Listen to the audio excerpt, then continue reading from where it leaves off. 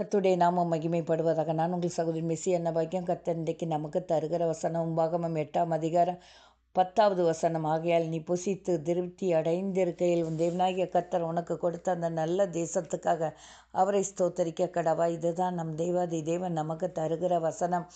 மோசே மூலமாக தேவன் அவர் கொடுக்க போகிற கானான் தேசத்தில் எப்படியெல்லாம் வசிக்கணும் என்று சொல்லி இஸ்ரேல் மக்களுக்கு நிறைய விதிமுறைகளை சொல்லி வந்தார்.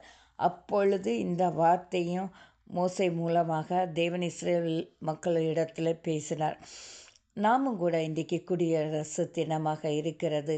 நாம் நம் தேசத்துக்காக, தேசத்தில் உள்ள ஒவ்வொரு ஆளுநர்களுக்காக, ஆள்கிற தலைவர்களுக்காக, இன்னும் மக்களுக்காக, பஞ்சம் நீங்குவதற்காக, நோய்களுக்காக இன்றிலிருந்து நாம் ஜெபிப்போமா?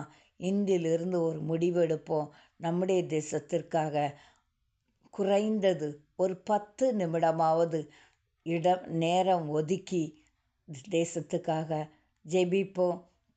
கர்த்தர் நம்மை சுதந்திரமாக எல்லா காரியத்திலையும் வழி நடத்துகிறதற்காக தேவனை துதிப்போம். அவரால் கூடாத காரியம் ஒன்றுமில்லை. இந்த தேசம் முழுவதும் அழிவிலிருந்து கர்த்தர் காப்பாற்ற நாம் இன்றிலிருந்து திறப்பில் நிற்கத்தக்கதாக ஒவ்வொருத்தரும் முடிவெடுப்போம்.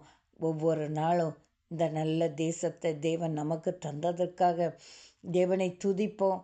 கர்த்தர் நம்மையும் கூட இஸ்ரேல் மக்களைப் போல நல்ல திருப்தியாகும்படியாக ஆசீர்வதிப்பார்.